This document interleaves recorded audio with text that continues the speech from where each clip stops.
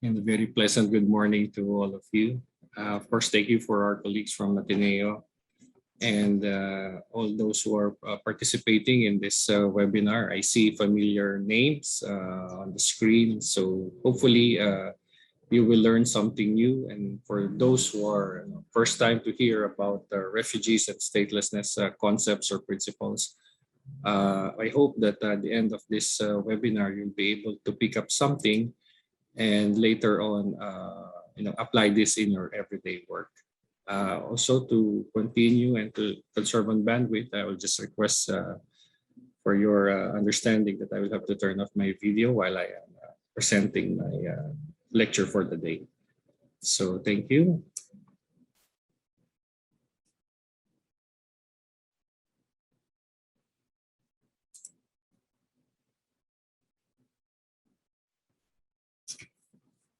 Okay, so today I will discuss to you at least briefly the protection of refugees, stateless persons, and other persons of concern in the Philippines. So next slide, please.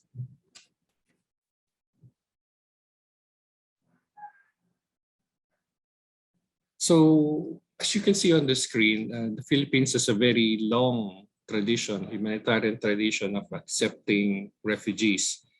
This occurred as early as the 1920s and as recent now, based on the pronouncements of our government in accepting those who are fleeing from persecution.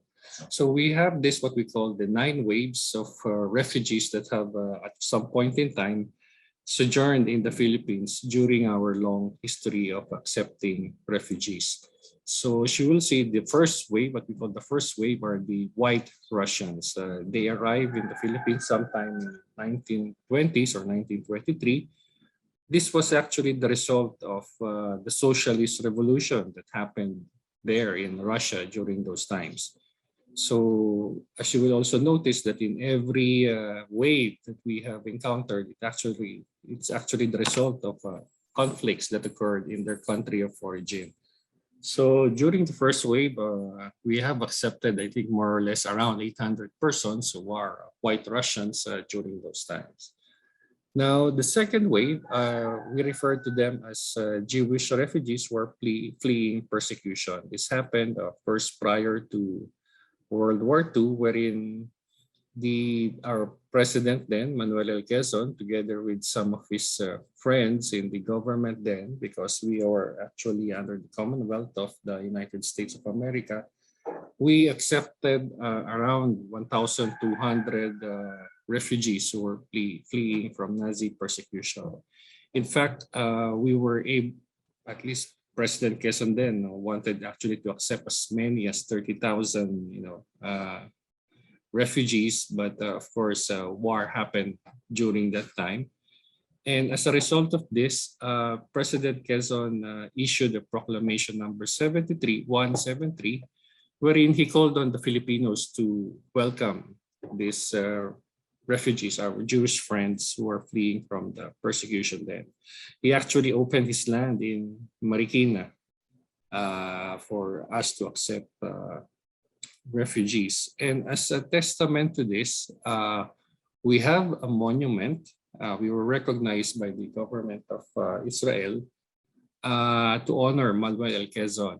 He has a monument there in Tel Aviv, and in one of their cities in Region Lejeune, we have what we call the Open Doors Monument, which is actually made up of marbles coming from Romblon, wherein as a testament to us at some point in time when we help the Jewish who are fleeing Nazi persecution, we are the only state that has a monument there. Others are, private persons or individuals who were included in that monument. The third wave is what we call the Spanish Republicans. This was a result of the end of the Spanish Civil War that happened in their country. We have the fourth wave, or those refugees fleeing from China during the 1940s, where they were basically escaping from the sea of change that is happening then in China as a result of the communist movement. So around 30,000 Chinese, fled China during those times. So in 1947, we have this fifth wave, what we call the fifth wave or the second wave of white Russians. These white Russians, they're actually Russians that has a community in China, in Shanghai, China, where because of they were wary of the ongoing communist movement there in China, they fled again the Chinese mainland and arrived in the Philippines during that period of time. We have the sixth wave or the Vietnamese refugees. Of course, these are at least in the recent memory, recent past, these are the more popular ones in the sense that we actually have a processing center there that was established in Palawan. And of course, they fled Vietnam for fear of repercussions for supporting the South Vietnamese armies who actually fell during the time, and of course the American forces. We have this seventh wave or the Iranians when, during that time, during the 1970s, during the fall of Shah, thousands of Iranians are actually studying or being employed in the Philippines during the time. And as a result, they were identified to be supporters of the Shah, and most of them became refugees surplus. So you also can see in the picture the first Iranian that was naturalized, a refugee who was naturalized or became a Filipino citizen, because as mentioned, refugee status should not be permanent. At some point in time, it must end. And one of the solutions there is, of course, the attainment of citizenship, in this case, Filipino citizenship. We also have this eighth wave or the Indo-Chinese nationals who were escaping primarily because of the regime changes that was happening in Laos, Cambodia, and Vietnam. So as a result of that, we actually opened also a Philippine Refugee Processing Center in Morong, Bataan. So eventually they were resettled to different countries a result of the plan of action that was organized with the help of other resettlement countries. Finally, on the ninth wave, we have this East Timorese nationals who were, during their fight for independence of Indonesia, around more or less 600. We provided a temporary shelter for them while the conflict was ongoing on in their country. So in essence, these are the 9 waves, what we call the 9 waves that have lived in the Philippines or have been accepted by the Philippines as a result of our humanitarian tradition, opening our doors. Next slide, please.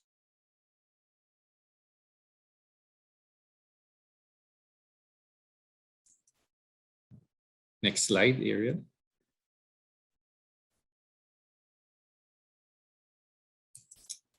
So in a snapshot, these are the, our national framework that we follow in terms of our refugees and stateless persons. So as you can see there, we have this, still old, but still very valid and useful Philippine Immigration Act of 1940. So this is, we actually brag about this, that, we are actually way ahead of the rest of the world in terms of, giving safe refuge to refugees, because you remember that the rest of the world just enacted or the 1951 Refugee Convention. So we're a decade ahead. So because of this Immigration Act, under Section 47B and also 13 for stateless persons, we're able to accept refugees and stateless individuals in the country. So of course, we signed the 54 Convention relating to status of stateless persons in 1955, but the ratification or accession happened much later on. We also have this in 1976, wherein we have this letter of instructions, 1947, which basically transferred or delegated to the Secretary the power of the President to act on immigration matters, including the admission of aliens. And of course, in 81, we acceded to the 51 Convention relating to the status of refugees and its 67 Protocol. In 1987, we have the Family Code of the Philippines, wherein by virtue of an article there, if a refugee or stateless person wants to get married in the Philippines, he has to simply execute an affidavit stating that he is legally capacitated to do so because, of course, being a refugee, you cannot expect him to approach his embassy or his consulate in the Philippines. And at the same time, if you're a stateless person, what country will you go to get such a legal capacity? We also have this Philippine Passport Act of 1996, wherein once you are recognized as a refugee or stateless person, you will be given or you are entitled to the issuance of a Philippine travel document. In 1998, we have this DO, Department Order 94, wherein it created the Refugee Processing Unit in DOJ. It was actually during that time wherein the Philippine government through the DOJ assumed its responsibility of recognizing who are to be considered as a refugee in the Philippines. We have this NSO Memorandum Circular also, for which calls for the registration of children in special circumstances.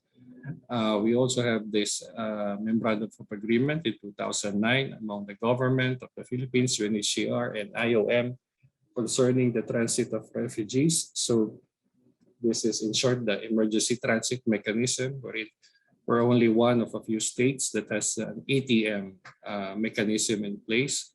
We also acceded to the 54 Convention in 2011, and in 2012, the DOJ issued DC, Department Circular number 58, wherein we not only process who are to be considered as refugees, but we also now process who are to be considered as stateless persons in the Philippines.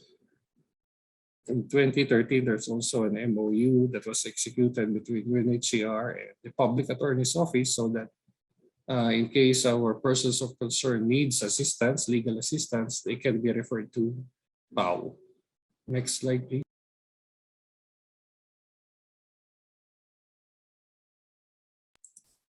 Thank you. So in 2015, we also have this the DOJ Order number 793, which deals with immigration guidelines on how to treat the refugees and stateless persons and their other immigration needs.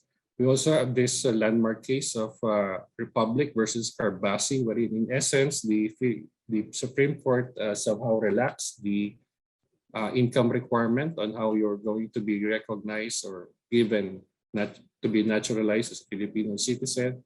And we also did develop the 10-year National Action Plan to end statelessness in 2015.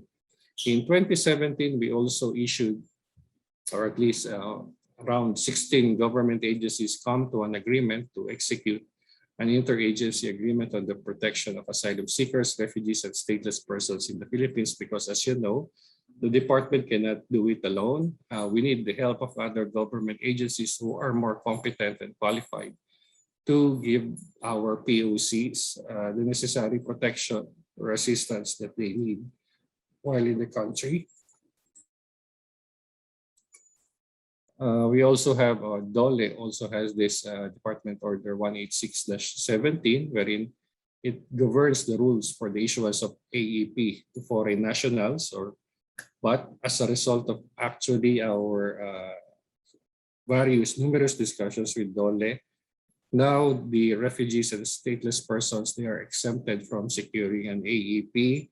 And you also have this, the Supreme Court is in fact part of this interagency agreement when they issued the resolution en banc in 2017.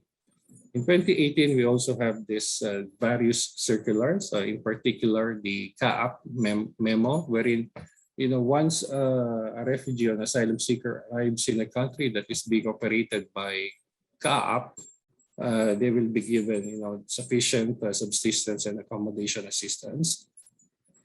Thus, the circular was also issued, which will entitle our POCs to avail of the services of DESTA. And also there's a DTI issuance for the ease for the use of business transactions of names. And our POCs are also included in the Philippine Identification System, or our national ID, because at some point in time they will be issued also such ID. And of course, with respect to our Indonesian nationals, registered Indonesian nationals, we have this DC circular, Department of Justice circular, which provides for the issuance of 47A2. In 2019, there's also a joint guidelines that was issued by DOLE, DOJ, BI, and BI for the issuance of work and temporary employment permits to foreign nationals. So even if you are an asylum seeker, you can be given a special work permit. And there's also the MOA between DOJ and MIAA, wherein once an asylum seeker lands in any of our 4 international airports, at least in Manila, MIAA will provide the necessary assistance while their application is ongoing. Next slide, please.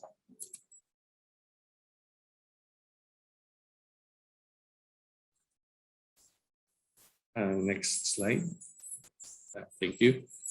So we also have this, issuance of the DILG, wherein it tries to institutionalize the assistance that are being given by the LGUs to our POC in 2020.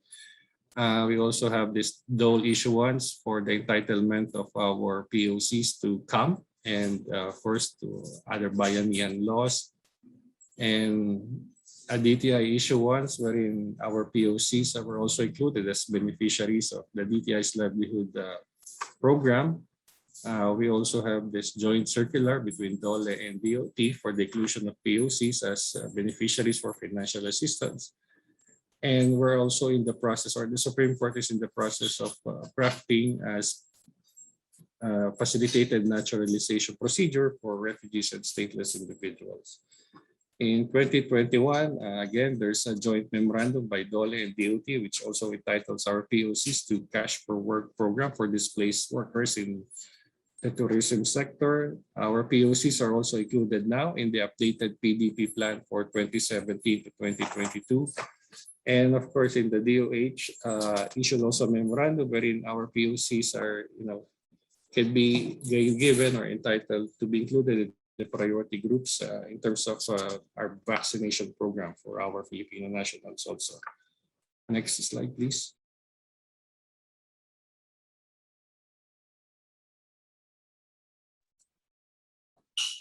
Okay, DC-58. Next slide, please.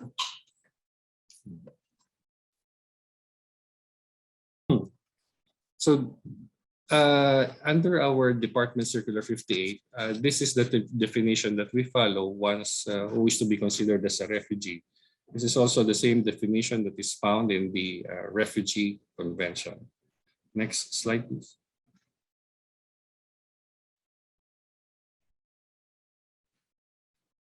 Again, who is a stateless person? This is also the definition that is found in the Statelessness Convention, and this is also what the DOJ follows when it comes to the processing of requests for who is to be considered or recognized as a stateless person. Next slide, please.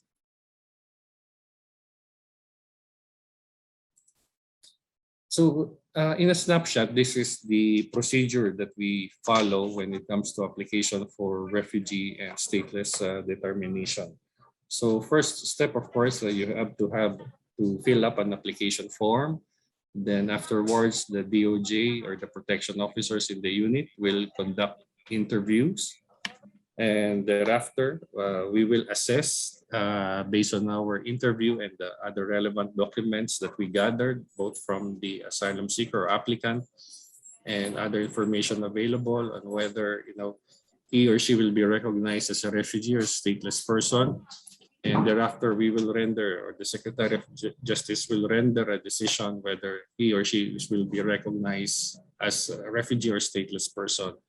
So, of course, in case the decision is not favorable to the applicant, he can ask for a reconsideration of our decision. And eventually, he may also appeal up to the Supreme Court if he wishes to, and then until, of course, finally the decision will attain its finality, wherein he or she will be considered as a refugee or stateless person or not. So next slide, please.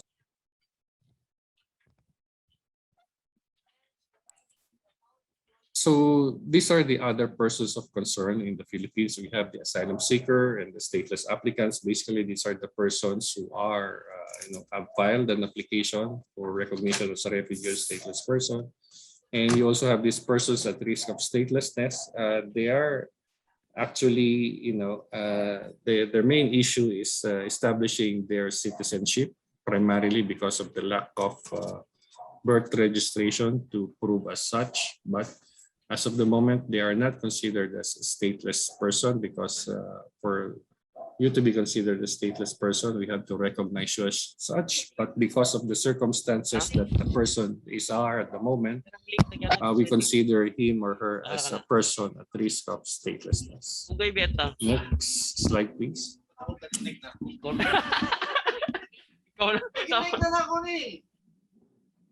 Okay, just some background noise. So in the 2010 and 2011, the Philippine government, identified 5 populations who are at risk of statelessness in the Philippines. Number 1 is with respect to the persons of Indonesian descent. So they are mostly located in southern Philippines, and because of certain, application of Indonesian citizenship law, they might have lost their citizenship, Indonesian citizenship. And as of the moment, we have 8,745 registered PIDs, of which around 96% of those registered PIDs have been confirmed as either Filipino or Indonesian nationals or with limited dual citizenship. Next, we have identified the Sama Bajaus. These are basically seafaring people in the Philippines and most of Southeast Asia. They have an itinerant lifestyle, frequent border crossing, and as of the 2010 census, around 130,000 were identified as Sama Bajaus. But thanks to a project, pilot birth registration in Zamboanga City, around 600 were registered as of, or at least given birth registration documents as of December 2020. Next slide, please.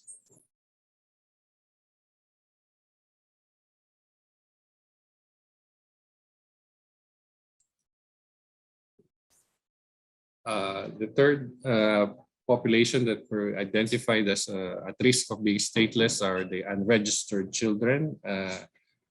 They are actually spread all over the Philippines, but mostly in the southern Philippines or in BARM and Region 12. Primarily, they are unable to register their births and eventually to acquire birth certificate as proof of their legal identity due to, of course, non-accessible, functioning civil registries in conflict areas, displacement settings, and etc. And you can see there that the birth registration rate in BARM and Region 12, at least in BARM, it's very low. So we're also working together with the PSA to increase this registration of these unregistered children. The fourth population at risk of being stateless are those children in migratory settings, mostly in Middle East and Sabah. We have certain issues in Sabah and in the Middle East. Of course, there are certain laws there that somehow hinders the Filipino nationals to register their births. So, of course, some of the causes are consular office in Sabah due to our dispute there and immigration policies that affects OFWs. And around 2,000 to 3,000 were undocumented children in Saudi Arabia, and of course in Sabah around 55,000 to 97,000. The fifth that we have identified to be at risk of being stateless are the foundlings. So of course they're scattered all over the Philippines, but their difficulty again is establishing their parentage. But thankfully, there is the Supreme Court decision in the landmark case of Grace Po, wherein in essence, the Supreme Court said that foundlings are, Filipino citizens, unless of course there's a proof to the contrary. And at least based on unofficial PSA data, around 500 foundlings are in the country right now. Next slide, please.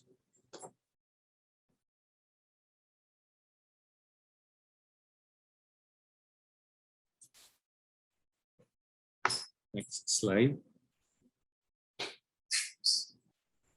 So we have not identified this as persons at risk of statelessness, but we are actually now in the process maybe of doing so with respect to persons of Japanese descent, or what we call PJDs, Philippine Nikkei. These are basically children of Japanese citizens who migrated in the late 19th century to 45 during the war. And because of statelessness or because of the conflict of laws, Japanese nationality, of course, they should acknowledge paternity and registration. And since many of them were born during the 1935 Constitution, so it requires for them to elect Philippine citizenship, of course, if their father is a foreigner and their mother is a Filipino citizen. So they remain unmapped, but around 3,000 PJDs were identified in 2016. Next slide, please.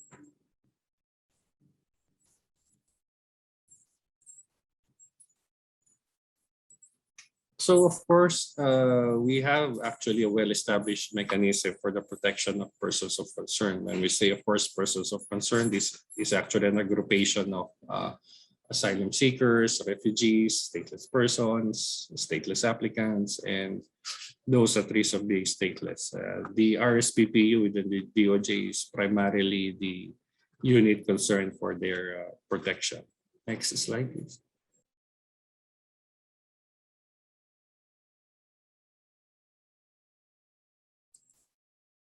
So again, how do we do this? Of course, by the establishment of what was mentioned earlier, the ISC, Interagency Steering Committee on the Protection of Refugees and Asylum Seekers and Stateless Persons in the Philippines. We also engage faith-based organizations, the academies, the NGOs, CSOs, and other private sector for, of course, the provision of complementary support and solutions for our POCs, and we continuously collaborate with UNHCR.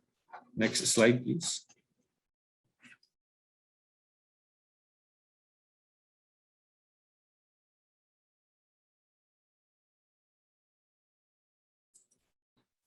So these are the 8 government agencies that makes up the IASC. They're, the lead is of course the DOJ, but they were divided into different clusters: documentation and coordination, self-reliance, health and welfare, and access to justice. So next slide, please.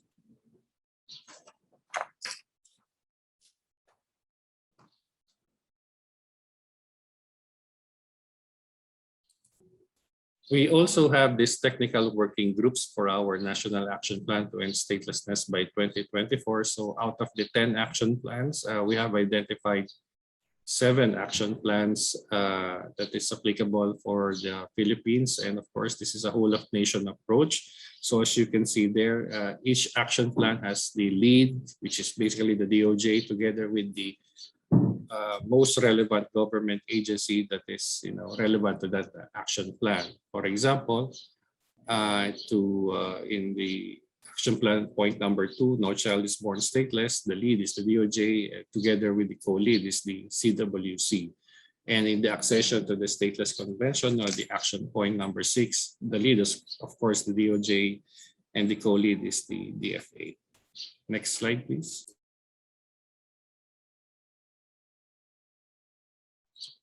So these are the current initiatives that we are undergoing right now in the department. So we have made several pledges in the GRF, or Global Refugee Forum, in the different thematic areas identified in the screen. In terms of protection capacity, of course, we have pledged to enhance our policy, legal, and operational framework. Responsibility sharing, we contribute to humanitarian funding for refugee response. I think some point in time we contributed around $1 million or $100,000 for the Rohingyas, and maybe lately for the Afghans. And for jobs and livelihood, strengthen public and private partnership. And now as to the solutions, of course, we continue to use the ETM and the development now of complementary pathways for the admission of refugees. Next slide, please. So these are the pledges that we made during the 2019 HLS, or high-level segment on statelessness. Again, this is very similar to what we pledged in GRF, enhancing the policy legal operation framework, improve access of vulnerable and marginalized populations, continue the study of statelessness, accession to the 61 Convention, and cooperate with UNHCR, and of course, continue our leadership in ASEAN in the development of human rights framework. Next slide, please.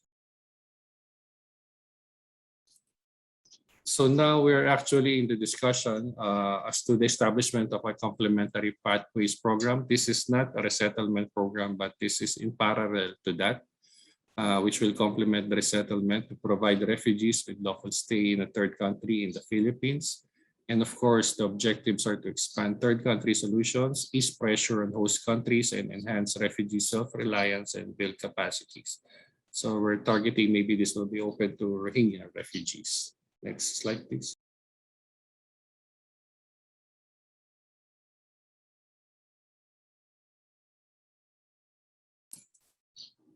So also we are in the process of acceding to the 61 Convention. This is now the Office of the President and was, I think, eventually up now for concurrence in the Senate. And we also have this draft executive order, which will institutionalize access to protection services for refugees and other POCs, which is, I think, now also being reviewed for consideration of the President. Next slide, please.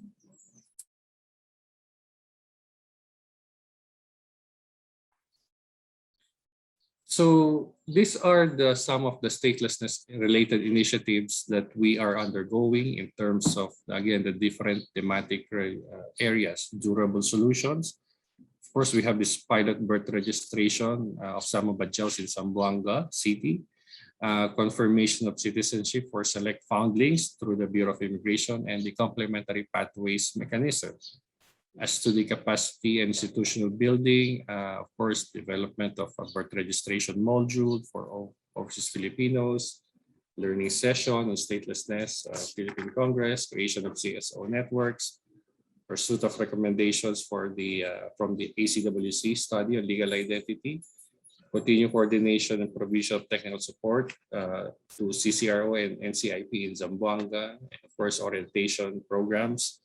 As to the data collection research, ACW study on legal identity, again, surge capacity, which we actually use for policy making and statelessness, the Sama Badjao profilings later on in Bongao, Tawi-Tawi, and advocacy for their inclusion and implementation in the PhilSys and census. And of course, we're also pursuing DSAs and monitoring evaluation. Of course, we continuously monitor the progress of NAP and reporting of our pledges in the high-level segment of statelessness. Next slide, please.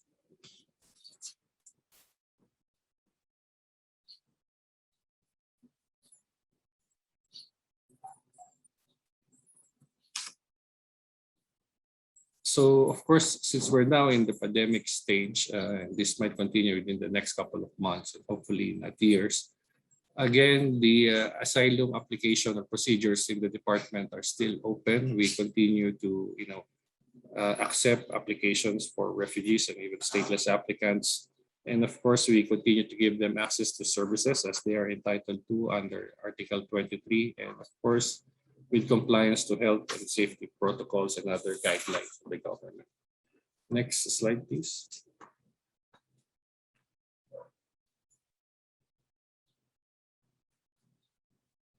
So in closing, this is the address that was made by then President Manuel Quezon during the inauguration of the Marikina Hall. And this is what I mentioned when he accepted refugees during his time. He said that it is my hope and indeed my expectation that the people of the Philippines will have in the future every reason to be glad that when the time of need came, their country was glad to extend to a persecuted people a hand of welcome. So with that, thank you very much, and we're open to entertaining questions later on. Thank you.